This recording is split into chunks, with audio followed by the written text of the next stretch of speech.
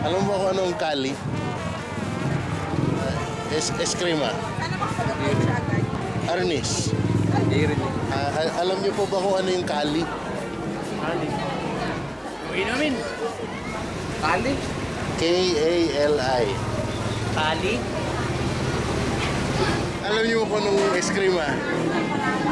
Esrkima. Something pang... Esrkima parang may... Ang espada ba? Yung Arnis, alam niyo? Yun yung stick ay. Stick yun, stick.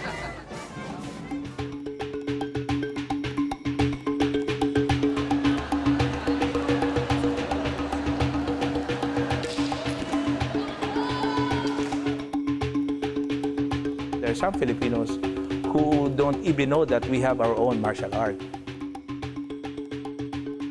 If the Indonesian has the silat, the Philippines has the Arnis, or Kali, or Esrkima.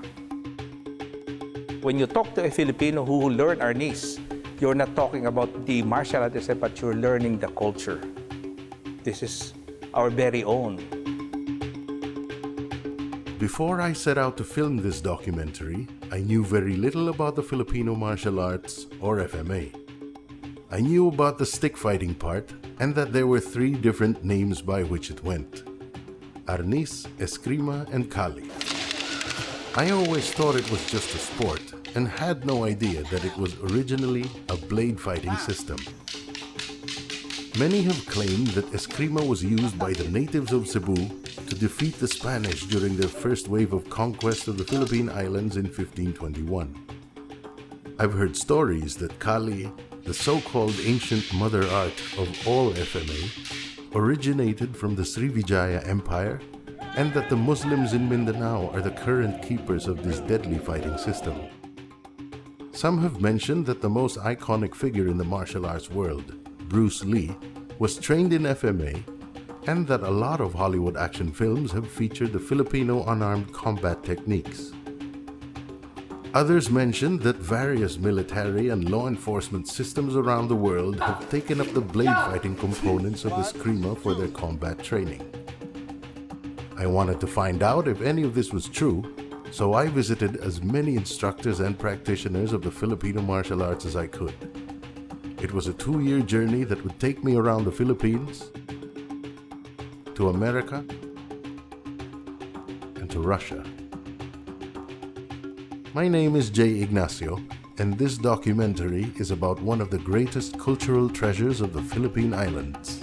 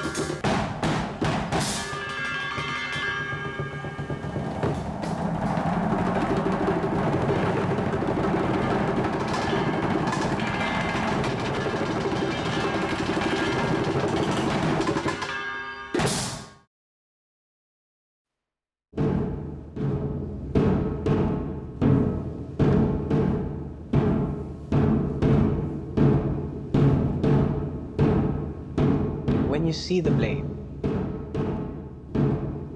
it is supposed to remind you of how your forefathers defended your land against conquistadors.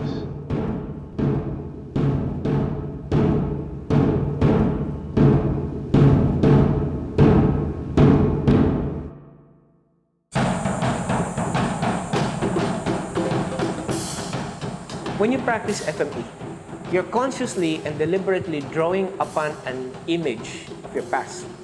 There is a particular image of the past that we want to revive and bring out into the present. And what exactly is that image of the past? The difficulty in researching the Filipino martial arts is that there are no surviving documents that could pinpoint their exact origins. Unlike the European sword fighting styles from the Middle Ages, there were no manuals written for the Filipino martial arts before the 20th century. The archetypal image for FMA is that of a certain Visayan warrior from the 1500s, and many practitioners like to trace their FMA roots to him.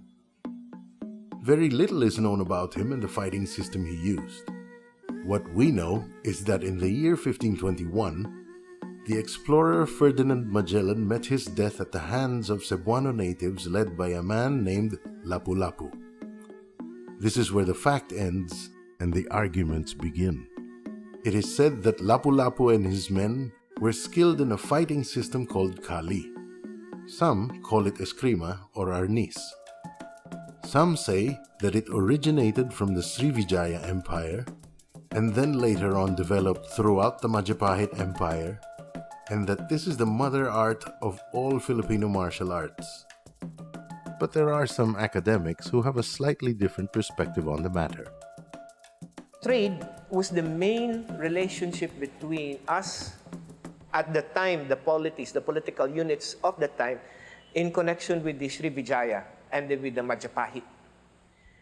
Whether the FMA came from this is another issue entirely. Because there have been claims that the various styles of the FMA could be traced to the Srivijaya fighting styles. But we have to look at certain things. First, what did the Srivijaya fighting styles look like?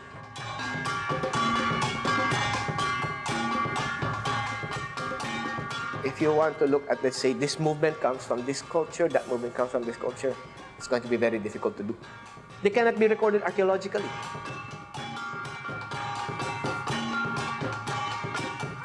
You find remains of metal weapons and tools, but you don't find evidence for how they were used. Just the tools. So there's no way to reconstruct the usage.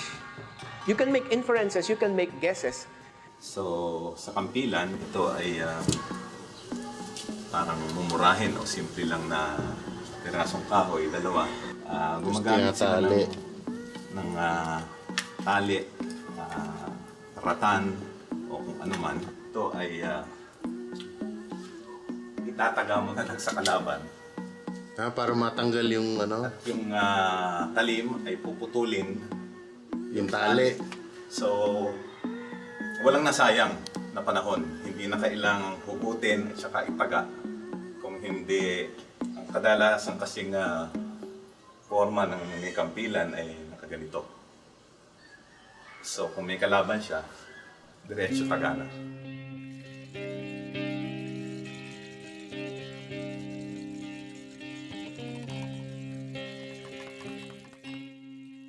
Let's take a look at some of the terms used for FMA. You have Arnis, you have Kali, and you have Esrkima. Interestingly, between these three, the word Kali, is probably notably close to an old term for sword, Kalis.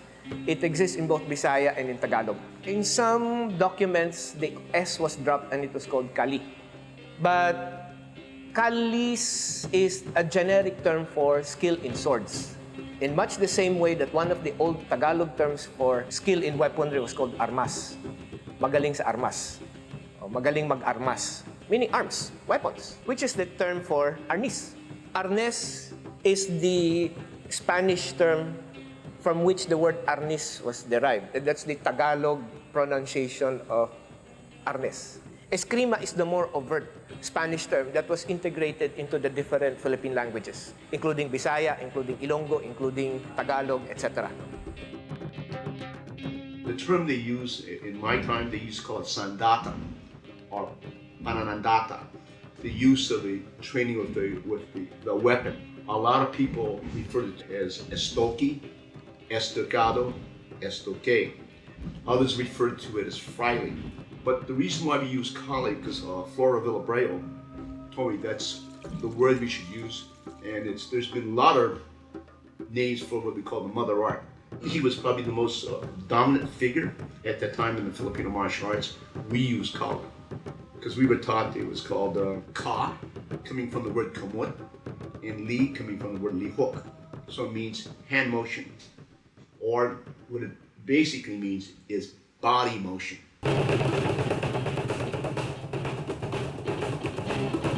Anyone who takes up the Filipino martial arts will surely notice the presence of Spanish or Spanish-derived terms to describe techniques and movement.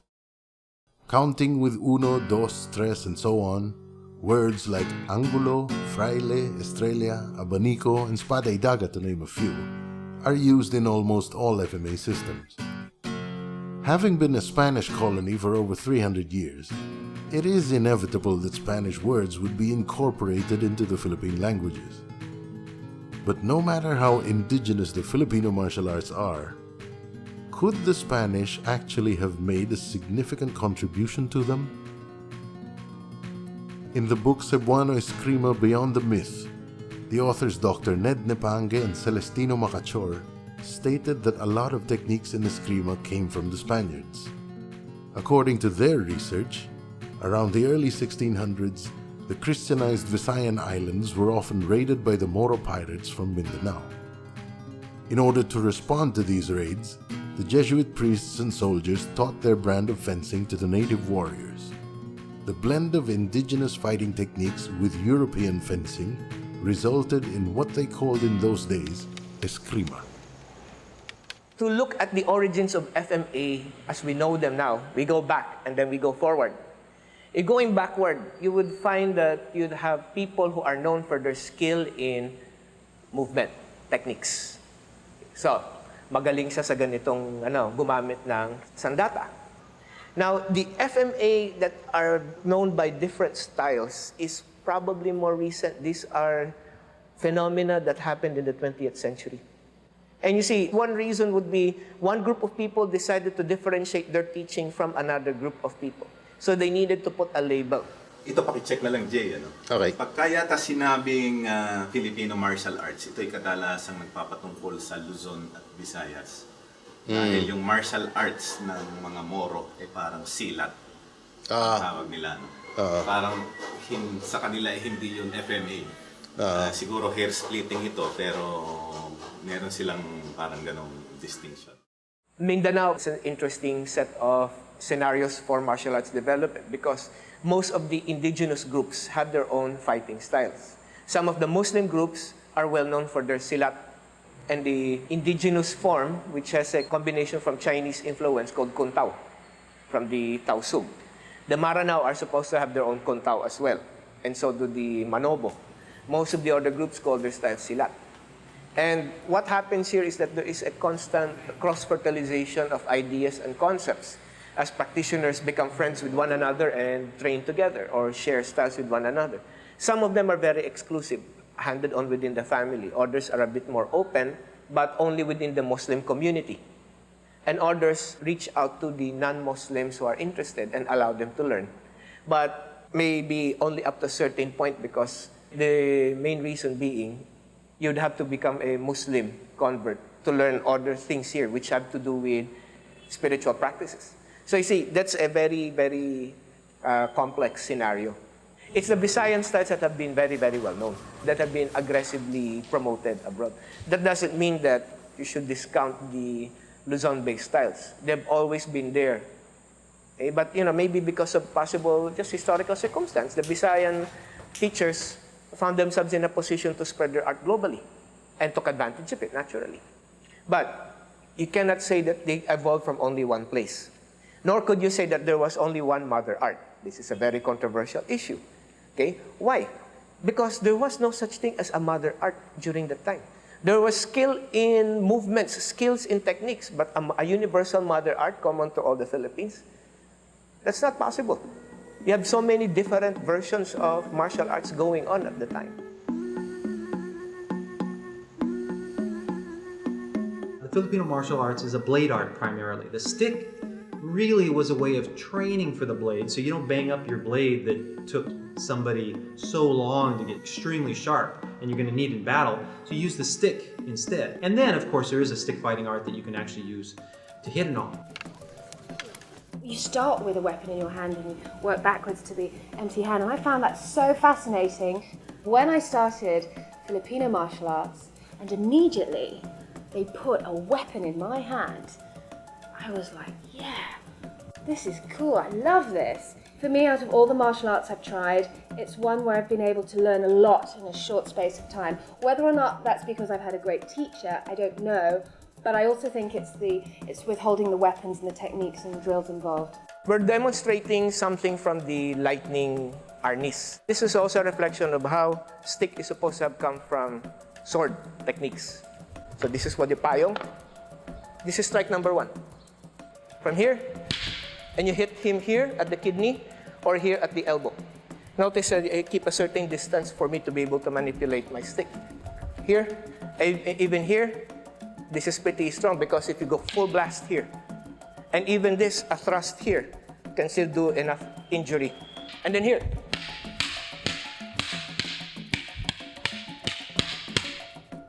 In close-range, there are 3 major styles. One is what we call the corto corbada. When you strike, it just mostly snap. And then the other ones what we call the traditional linear striking, like a blade. And the third type of close range is what we call the San Miguel style, which is still close range but accentuated by wide, deep, and very low stance. The first Esrkima that I ever learned was the San Miguel style, 1946.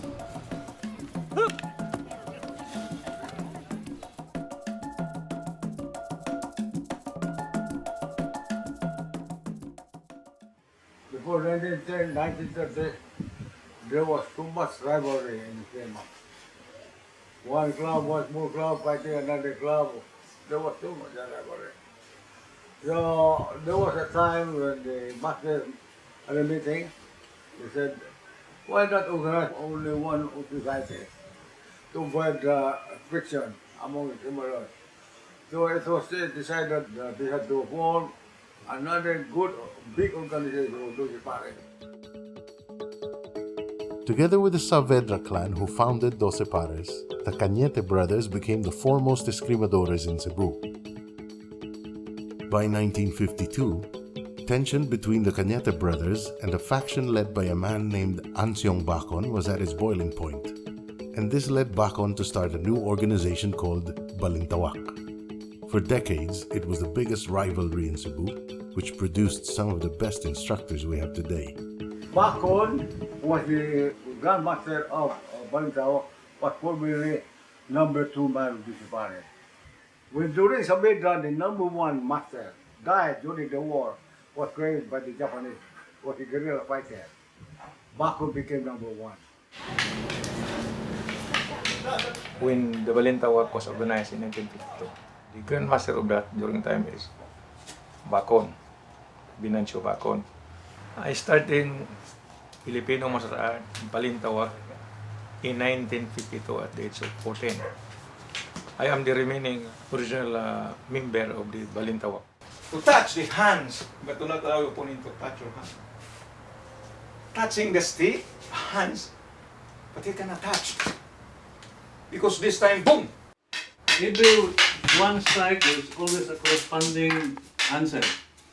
One strike, one counter. But at the same time, we are also training the footwork. Here, I can sweep. They use the bat here. That from here. Everything is natural movement.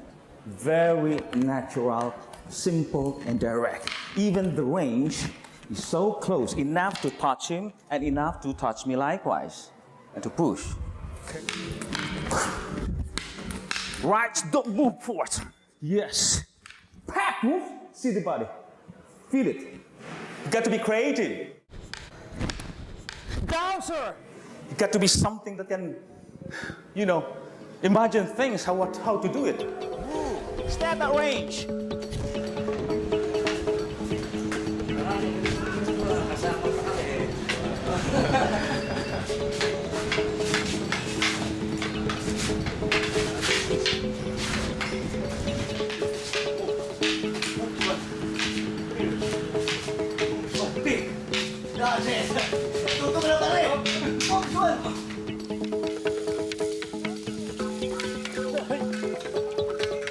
Now 93 years old, Supreme Grandmaster Kakoy is the last remaining member of the original Doce Pares. Even that organization was not spared from rivalry among family members, and he and his nephew Dionisio parted ways many years ago.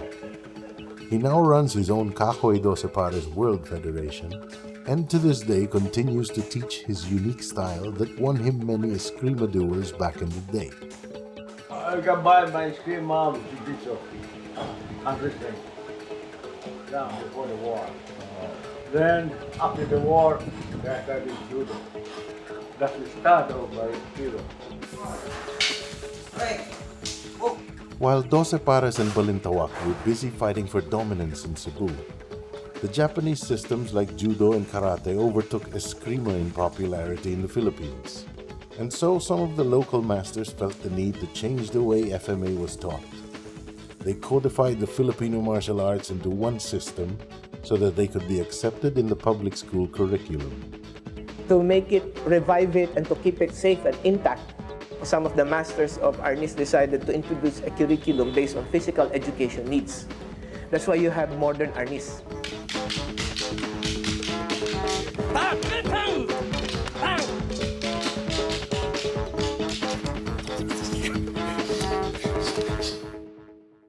The person behind Modernis was my dad, Remy Amador Presas. They started their first school in Negros. And eventually, we opened a school in Quiapo. And during those times, there's more people enrolling in karate than in Arnis. And one way of getting people to get interested with Arnis is by combining Arnis and karate. They are only enrolling in karate, but they end up studying Arnis. The modern FMA takes part of its inspiration from karate and judo. The adoption of a ranking system, the creation of a school name, creation of a school uniform, creation of an administrative structure including IDs, testing fees, and rankings, grandmaster, senior master, master, instructor, the use of belt ranks. These are the modernized foreign martial arts. He listened to my mom, and my mom suggested, why don't we modernize the way you teach the Arnis? And then instead of hitting the hand, the suggestion was, why don't you hit the sticks? And because of that, we have ended up gaining a lot of people enrolling to our school in Quiapo.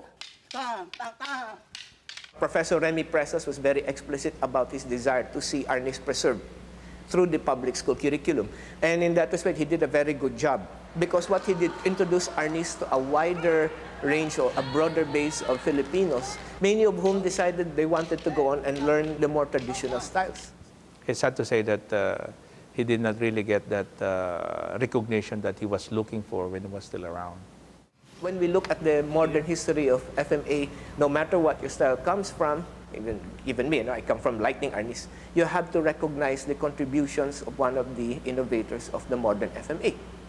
And that's Professor Remy Presas, because his modifications to make it acceptable in a public school curriculum has also resulted in the growth of the modern versions of sport Arnis, which is one way of making it even more widespread.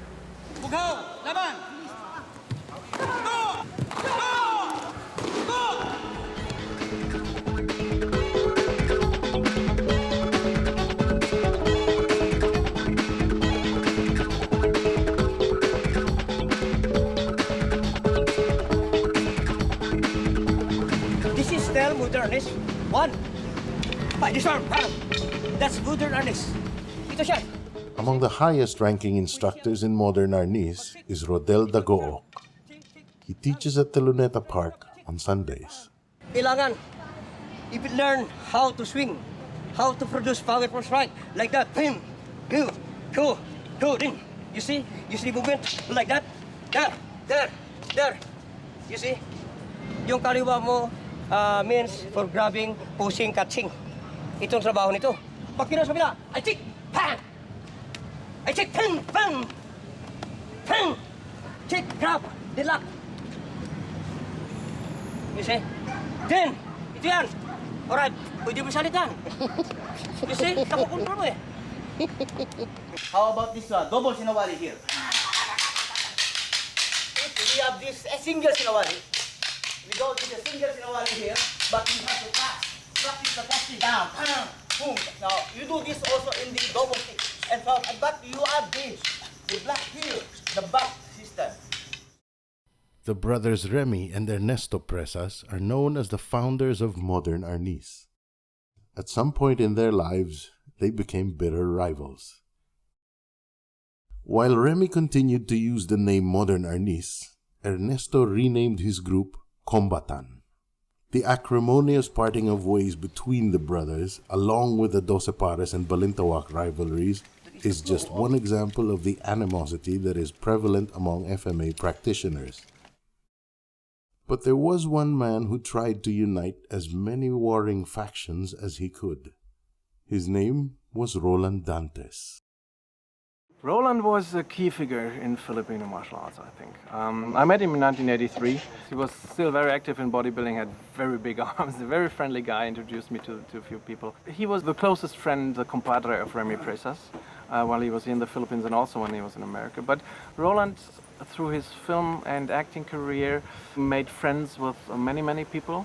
And he told me stories like when he played a master or a grandmaster in the movie, and that was screened in the provinces, and he was there, that after the filming, you know, the real grandmasters were in front of the cinema, sort of, so you want to be a grandmaster? And he told them, I'm just a medium to make you known, put you in the right position where you belong. So he had the ability to be friends with everybody and not offend anybody else. So he was sort of a mediator between different styles, because he was friendly and had good context to all styles, even to styles that are not friendly with each other. Through him, there was one person they both could talk to and relate to. And I think he was more or less the only person, because all the other people, masters, grandmasters, come out of a certain style. And of course they are for their style. That's not very normal. And he was above styles. I mean, he came up in modern Arnis, but his political position within Arnis in the Philippines, he was not representing a style, but he was representing the Filipino martial arts. And he sort of brought people together in Arnis Philippines, and also through the camps and through the teaching he did. And also through the movies, of course. He made it popular and made people aware of Filipino art and artistic fighting and so on. So I miss him a great deal. He was a good friend of mine. He stayed in my house 2 or 3 times. It's a great loss that he went last year. Despite you have achieved many things, despite you may be famous or you may be rich, you know, it doesn't make you a better person. Every person is the same, really, and just letting other people feel, hey, you as a white belt are as valuable as a 6th or 7th dan is. I always say, just because I can swing the stick a little better than you doesn't make me a better person or a better character, right? But this doesn't mean that I have the right to be arrogant to the people. He was very much a leading figure for this kind of dealing with people, which I think is the right way.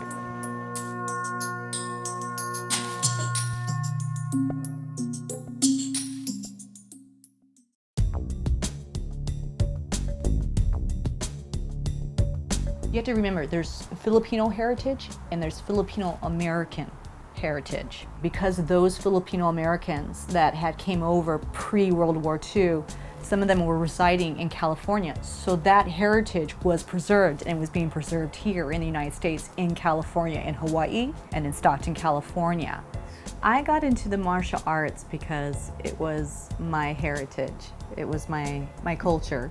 My father is Dan Inosanto, and my honorary uncle, and I guess you could say godfather, was the late Bruce Lee. So I have been born and raised around the martial arts world my whole life.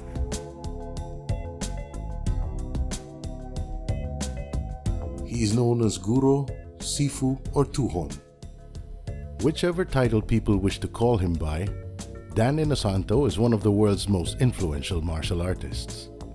Through his seminars and collaborations with popular martial artists, he was able to introduce the FMA to the movies, television, law enforcement, the military, and even the National Football League or NFL. But the turning point in his life was when he met an unknown martial artist from Hong Kong. The first international karate championships were held in 1964 in Long Beach, and I was a black belt under Ed Parker at the time, and I was sort of like his liaison man. And he says there's a Chinese man by the name of Bruce Lee. He's just a young boy, and he's going to be coming in, and I would like you to just sort of take care of him. Here's some money, make sure he eats properly. We became very close friends, and so he started to show me a little bit of his, I call it his system or his understanding of martial art. I told him I'd really love to study with you. She says, I'm going to be 3 weeks here in Los Angeles, and I'm going to be demonstrating at the Sing Lee Theater. How would you like to assist me in demonstrating at Sing Lee Theater for about a week and a half? He says, I will teach you the things that I like to do or my method. And that's how our friendship started off. So I started studying with him all that time period from 1964. And then we just became very close friends. He was definitely my closest friend at that time period. This is the drill. It's a very common drill. You're going to have develop the hand tap, and go to the when I lift it up, you need to put it. Because the putting range is when you do all the knee and the off balance from the body. Okay? I think it's Stick fighting, I showed it to him, and he learned his Tom single stick and double, and then we started to experiment with different things, and we sparred with it a lot.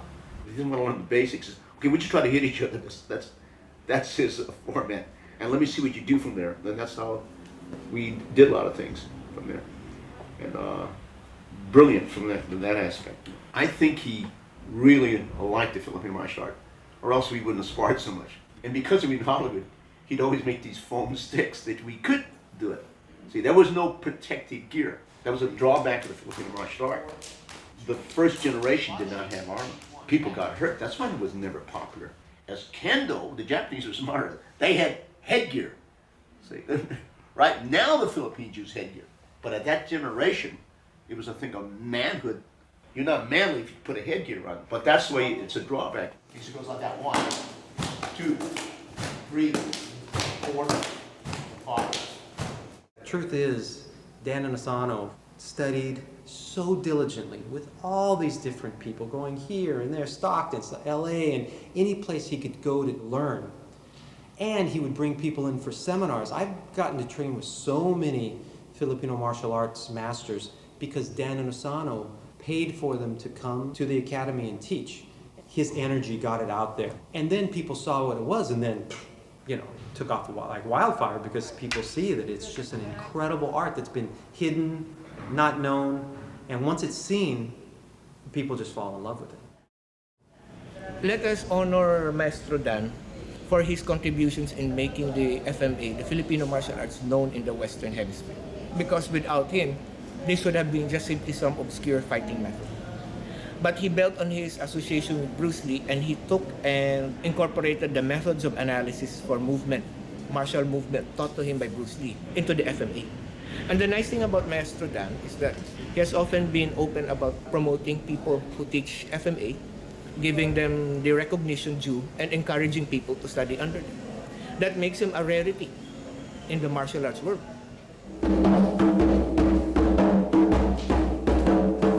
Filipino martial arts were part of Jeet Kune Do, and it was introduced to him through Dan Inosanto.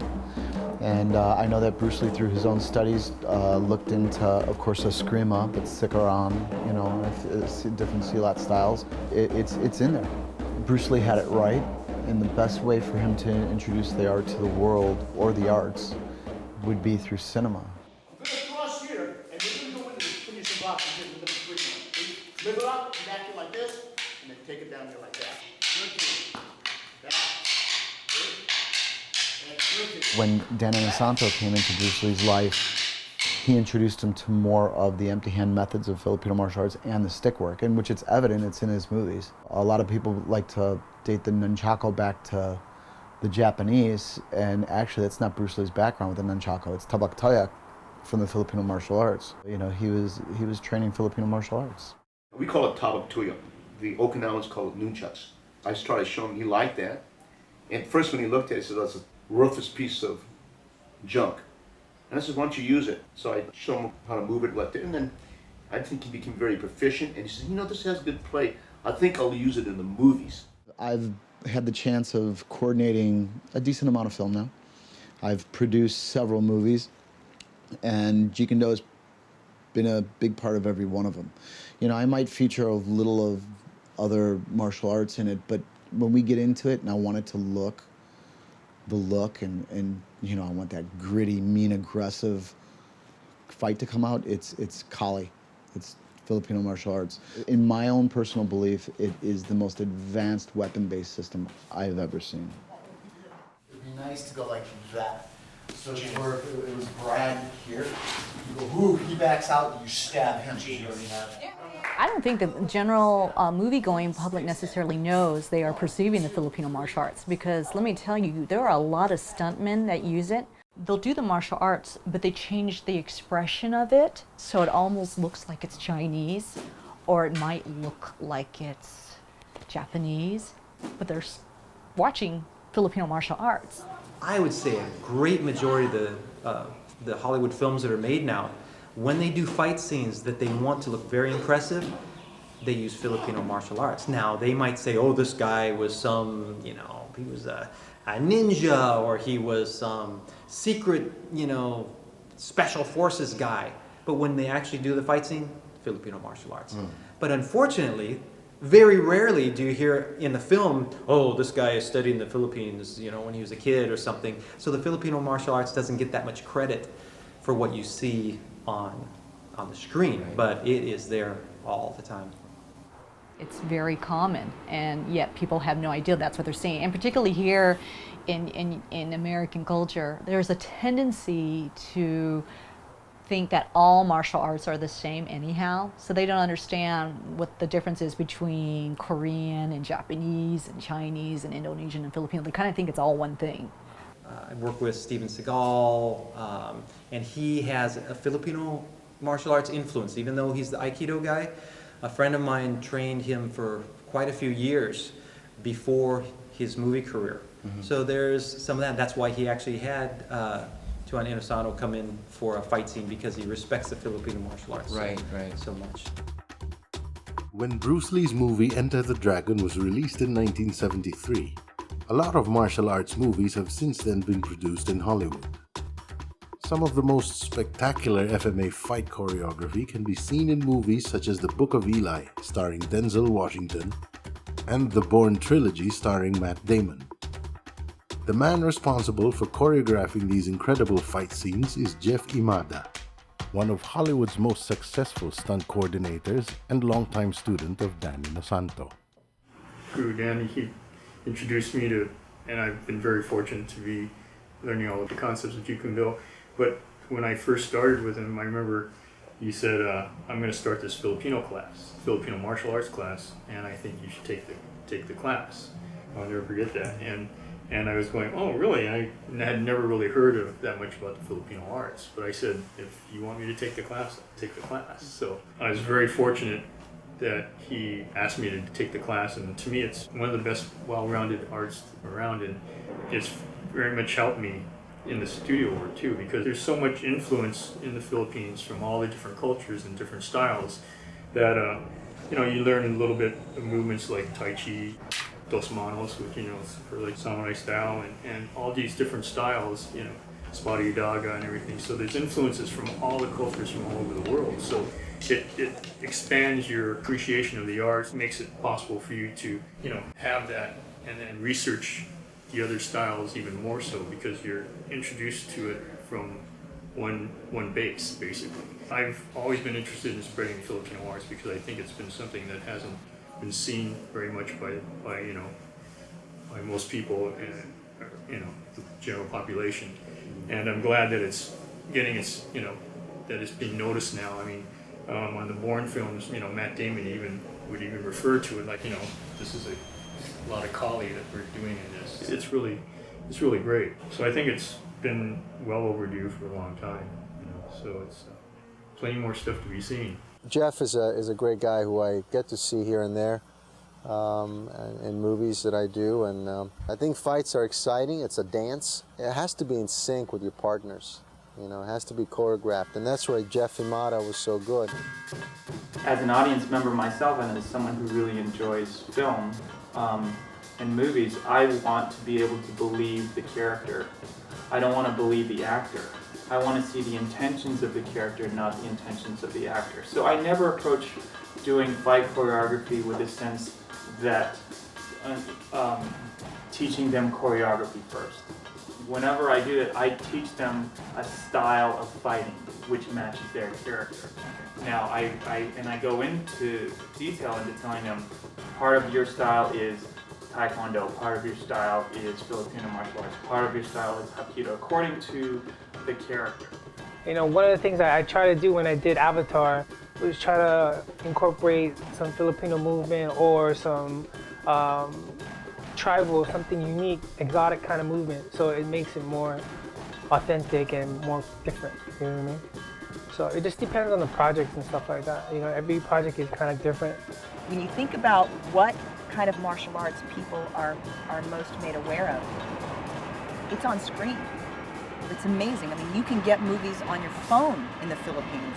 What are you going to be seeing? What are you watching? I mean, wouldn't it be wonderful if someone could actually make a movie using the Filipino martial arts and introduce that on a much bigger level to even bring it all the way back home to the Philippines?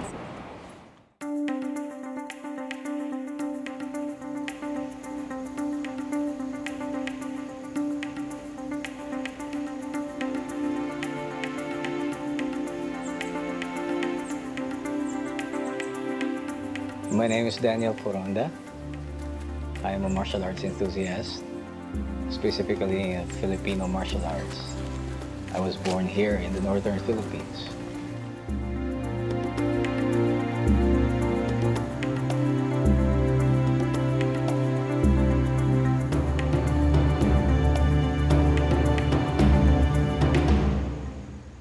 I teach submissions using the art of Boltong. Boltong is the northern Luzon or the Igorot art of fighting.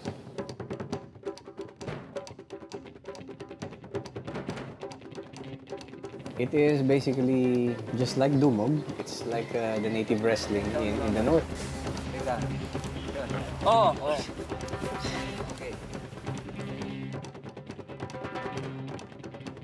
When I was in elementary school, I joined the cultural dances. And this is the first time I ever learned about Filipino martial arts, being first as stick fighting. It is only in the later part of my elementary days that I learned that these are all blade-related moves.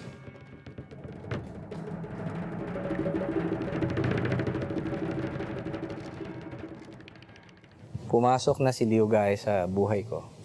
Si Leo Gahe improved kung ano na yung dati kong background. Siya ang nagbigay sa akin ng light to see the loopholes in Filipino martial arts. He's a great influence. And so dito ako tumagal, dito ako nagbabad.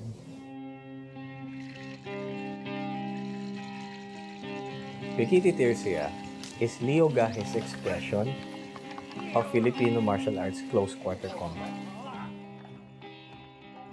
Leo Gahe is one of the pioneers of Filipino martial arts in America. In the 70s, he founded Arnis America organization. And then later on, it became Pikiti Tirsia Arnis. And together with Tuhon Bill McGrath, they established Pikiti Tirsia International. In 2005, I was in Thailand. I met a couple who happens to be an officer in the Spetsnaz. I shared a few moves. I invited them to come over to the Philippines, train with me, And after this, they appreciated so much the invitation and they invited me back to Russia. 2005, the first time I went to Ekaterinburg. A few months after that, I was invited again, and this time in Moscow, to teach officers. From there, sunod-sunod na siya. Yung invitation ko, hindi na tumigil. It's the first time they ever experienced Pekiti-Tirsi. And then most of the Russians that I talked to, iisa sinasabi, you are the first Filipino martial artist that we met. And I'm proud, no? At nagmarka ako doon. So this is how it all began.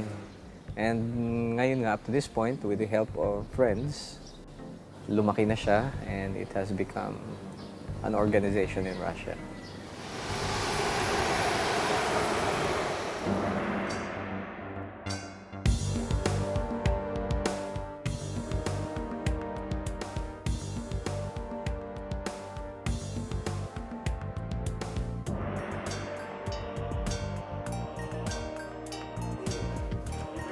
The Filipino martial arts were already in practice when I arrived in Russia. Ang problema, the FMA Russian masters learned from non-Filipinos. So I was the first Filipino to live in Russia to teach Filipino martial arts. And because of this, in 2007, binigyan ako ng parangal ni Ambassador Llamas ng Philippine Embassy in the Russian Federation.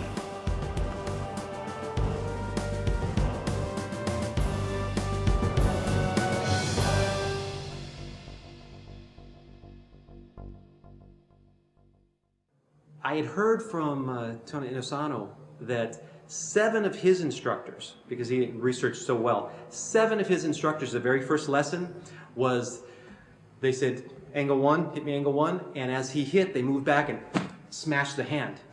And he's writhing in pain. And that was the first lesson 7 times, because the point was, if you don't understand what it feels like to have that hand hit, you won't really respect it so much. You're like, okay, I don't want to do that. I want to do all that other stuff. But they really made the point that, no, you have to know the hand hit. So here I am in Parañaque, in a shanty town, in this little tiny shanty, and Grandmaster Labanyago says, hit me angle 1. I'm like, oh God, here it comes. So I went like this, and he blocks and comes back, and boom, and the stick comes and like stops less than an inch from my skull. I'm like, okay, I'm still alive. Great. He goes, angle 2. I hit him at angle 2. Same thing. He goes, boom, like this, and the stick just goes and stops right there. And after that, I knew, oh, I'm going to be okay. But that was my first experience. And again, talk about generous. Just wanted so much to actually let me understand the art and get to experience the art. The target is even to them. Okay? Then, you see? I hit you there. Oh! You see? Ang panaksak ay hindi lang parang saksak. Mayroon ding tinatawag na pagsaksak mo gano'n, umiislas. So, may pagsaksak din namang umiislas na gano'n. May pagsaksak din na umiislas. Umiislas, yung gano'n. At ang galaw ng katawan mo, in and out. O, pag gano'n mo, hop, oh, yun. O, gaganon ka, o, gano'n pa rin. Gaganon ka, hop, o, yun, malakas yun. Yun, pak, pak. Yun, hop, o, yun, hop, hop, hop, pak. Yan, mga kwardo.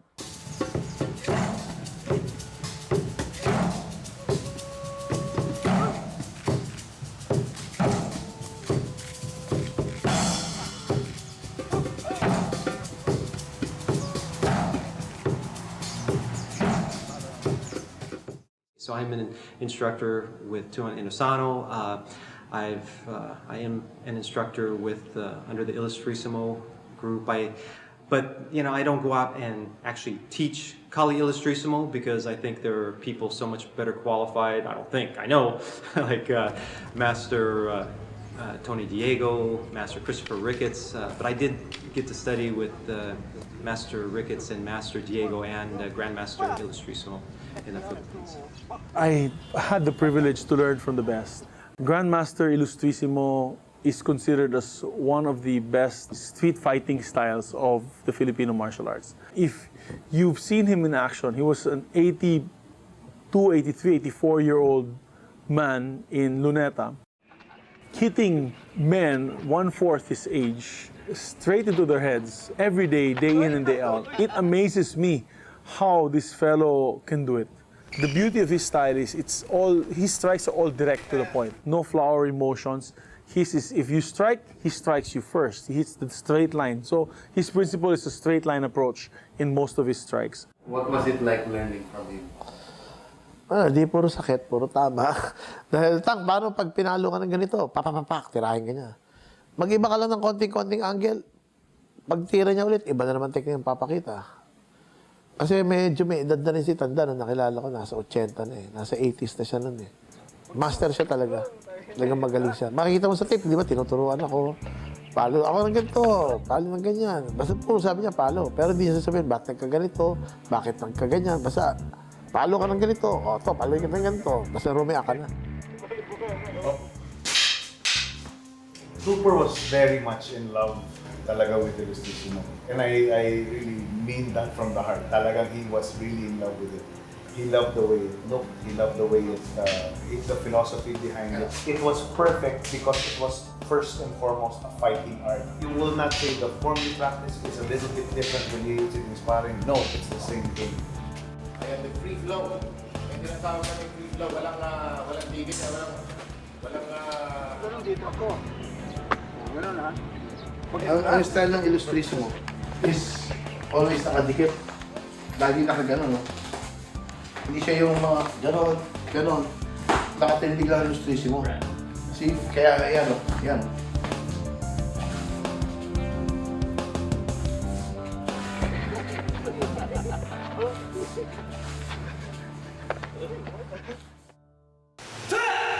I was a national lightweight Taekwondo champion of the Philippines from 1982 to 89. After my career as a national team player, joined the movie business, did a lot of martial arts movies. Tupper had a big influence in us learning the Filipino martial arts and learning other styles than just limiting yourself to that style. You know, although I believed in that because I was a big fan of Bruce Lee, but I never met anyone who practiced what Bruce Lee was saying here in the Philippines until I met him. The statement of bakbakan was always, bakbakan is not a style nor representative of any style, but it is a center for learning. In bakbakan, when we came in to learn many things. I came in knowing that later on you'll be doing weapons. But I came in knowing that later on there will be a portion that you will be doing boxing, Thai boxing. There's a portion that you will be doing kung fu. So that was the big difference I think with bakbakan. It was a great honor for me to learn with these great masters. I mean, of course, I just wish they were still here with us today. Now, parang like we're scrambling to remember what we were taught. So we're really trying to learn with the people who have learned from them the best, like Master Tony, Master Tupper, Master Yuli. So now they're our go-to guys. Now parang we're craving for that. Ang alam ko lang talaga na tunay na nakakaintindi niyan. Simple lang. Ako, Yoli Romo, with his own version. Tapos, Tony Diego. Yan. Doon. Kaya pag dinikita mo na, gano'n na lang yan. Master Tony. He's very quiet. But when he moves, he speaks volumes. I don't know if that makes sense. He doesn't say much. Actually, just like Tatang. They won't say much until they move. Tatang Ilustrísimo was both feared and respected as an escrimador. His exploits around Cebu, Mindanao, and Manila were well known, as he was involved in several death matches. He was reluctant to teach his system to anyone for fear of others using it against him. But by 1975, at the age of 71, he finally gave in to the persistence of Tony Diego and Yuli Romo. While Tony chose to preserve Tatang's style, Yuli had added his own interpretation and is known for a very stylized system he calls Bahad Zubu.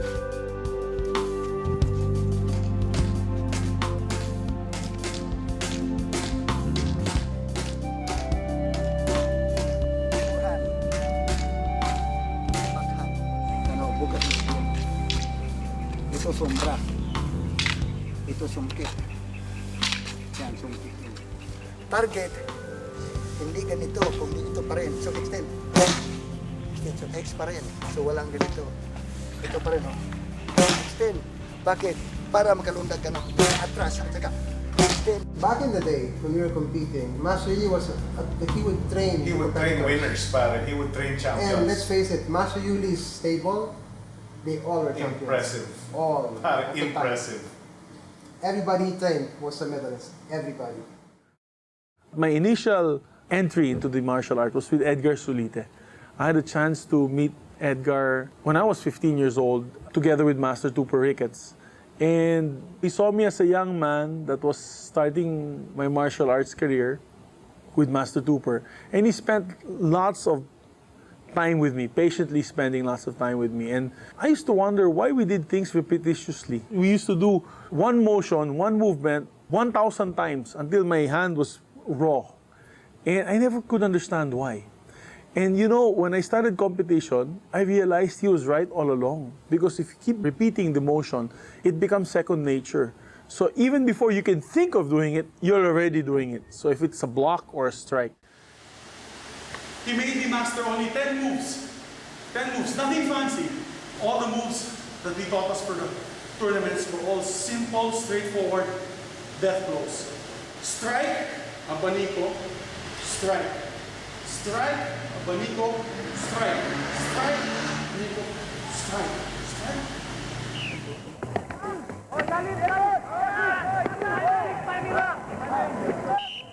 So you'll be very natural in a tournament. So if you will strike me,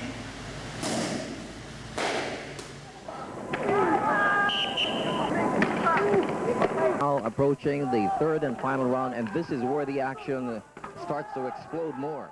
it will keep just flowing. It will just keep flowing.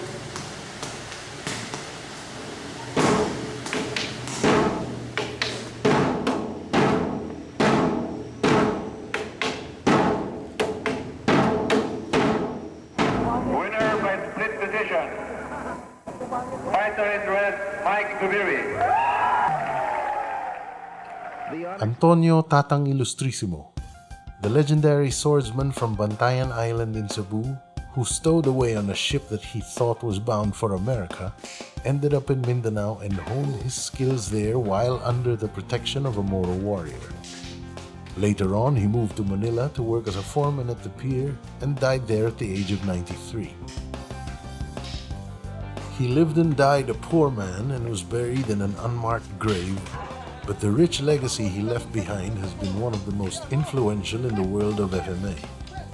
His system lives on in his students and their students, who now propagate the Ilustrisimo name around the world.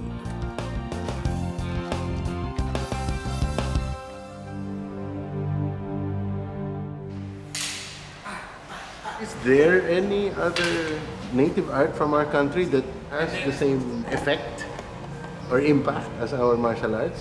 Frankly, no. Where Filipino martial arts is concerned, I like the martial of it and I love the art of it. And the Filipino martial arts is different. You become your own artist and you make your own song. Most people that are doing any type of knife defense or stick defense, they're studying Filipino martial arts. Everybody's got their distinct style, but when put on a spot and you have to react, you have no choice but to move or be hit. I mean, especially with a stick that's coming in over 100 miles an hour at you, there's no time to think, you just have to be in the moment. And sometimes Filipino Kali is more Jikendo than Jikendo is Jikendo. The Filipino martial arts, it can be all-encompassing in the sense that you have to know who you're teaching. Then the knife is more effective because now when I cut and I come around, I can control and hide. Push the knife in. In the United States, it is part of the defensive tactics program we're teaching law enforcement. When it comes to military combat units, it is part of their combatives. So you have the combatives where the threat level is very high in the military. You have the combatives where it is a little bit more controlled with law enforcement. And with the civilian life, you can turn it into a, shall we say, self-defense or other believe a martial art but also in the college level where we teach the program, it is a wellness course. What's happening here? This is a hit control point, right? I used to be a deputy sheriff in Chicago. I've been in some riots. I really truly believe that I wouldn't be walking right now hadn't I had the Filipino martial arts in my life. I will say this. I know I will practice this art till the day I die. Why is it one of our greatest cultural exports? Precisely because it is something unique, it's dynamic, it's fast, it's fierce, it captures the imagination. At the same time, it is also not one of our greatest cultural exports. Why? Because of the way we package it. In another time and age, when discretion was a necessary part of survival, it didn't matter. But in a contemporary setting where we're using FMA for more than just fighting and self-defense, when we're trying to use it, explore ways to use it as a form of cultural identity, then we have to pay attention to the packaging.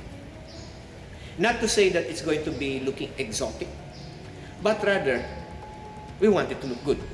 Most people thought it was only a poor man's art or an art used by criminals. I think the Filipinos need to come out and push their culture. Because look what Bruce Lee did for Kung Fu. Right. You had Chinese, popping their collars, feeling really good about themselves because you had someone that was representing their culture and saying, this is ours. This is what we do. And if we are trying to impart that Filipino martial arts can be our Filipino culture, then what are we saying? Filipinos are knife fighters, or we're just stick fighters, or we like violence? No. It shows you that you can use the art to give you a discipline so that what we give to other people is part of our culture, where we as a people are loving, caring. Philippines needs to create an organization or an association to develop and to promote the Filipino martial arts, and with no internal conflicts, and without the goal to make money, but just the goal to promote, to develop the Filipino martial arts, and to open the Filipino martial arts to the world. Under the International Modernist Federation of the Philippines, or IMA, we hold regular camps, training camps, seminars, 6 big activities annually inside the Philippines, and one world festival every 2 years. We go around the world to hold seminars and conduct trainings all over the world. We have this organization that is committed, not for commercialization, not for the purpose of personal gains, but to push the martial art, especially Arnis. We are not selling the martial art, we are selling the Filipino culture. We have our way of sustaining our costs. We manufacture equipment and we export it. Indirectly, we are part of the Philippine economy, helping bringing in dollars for our economy. A portion of the profit from this goes to the maintenance of the federation. We do not impose membership fees. We do not receive private fundings. We do not receive government subsidies. None at all. Whatever style of FMA that one would study, in general, I would say that go for any FMA that you'll be interested with, regardless it's Balintawak, it's 12 Pares, Kali Illustrusimo, or Sirada Esrkima, all of them are good by itself. The only thing that would find that one is go to a good teacher and eventually it could guide you in becoming a better arnisador. Learning Kali de Leon as a whole is basically means you have to be a good person. You gotta have an honor, you gotta have an integrity, you have to have respect for yourself first so others can respect you. It's not about killing. Killing means nothing. It's not the way of life in Kali de Leon.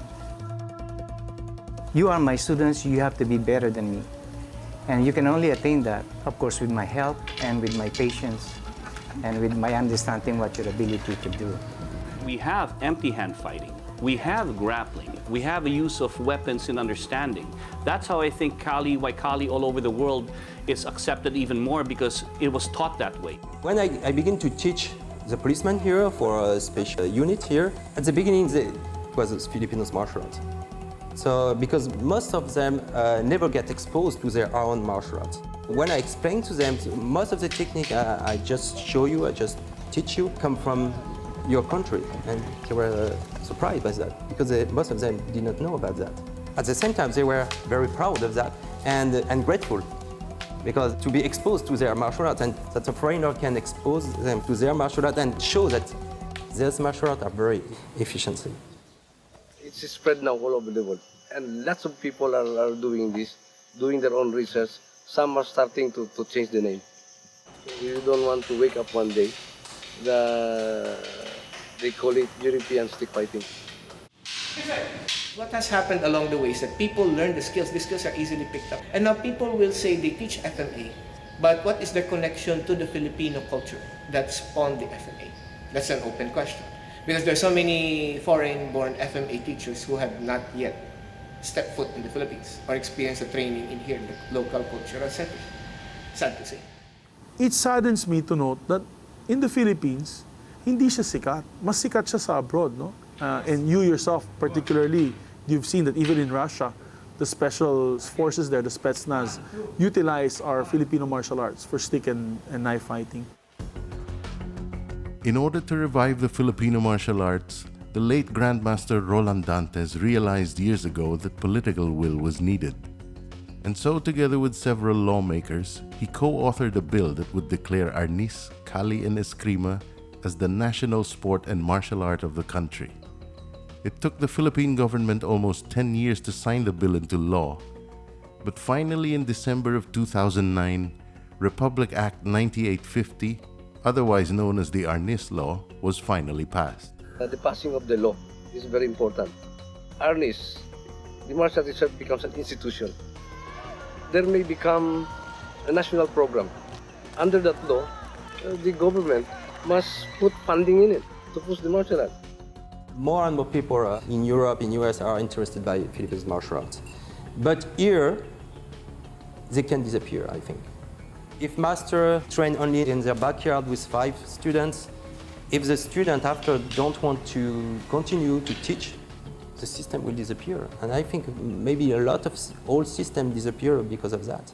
And all of those old people that are grandmasters have died or is dying nowadays. They don't even get any help from the government. These are the cultural treasure of the Philippines. I hope that, with the enactment of the law in the Philippines regarding Arnis, Kali, or Esrkima as the official martial art or sports in the Philippines, I hope that it would change. These grandmasters are getting old. These grandmasters are in their 60s, 70s, and 80s. They're dying one by one. Nobody wants to take over the arts from them. They're running out of heirs to their styles.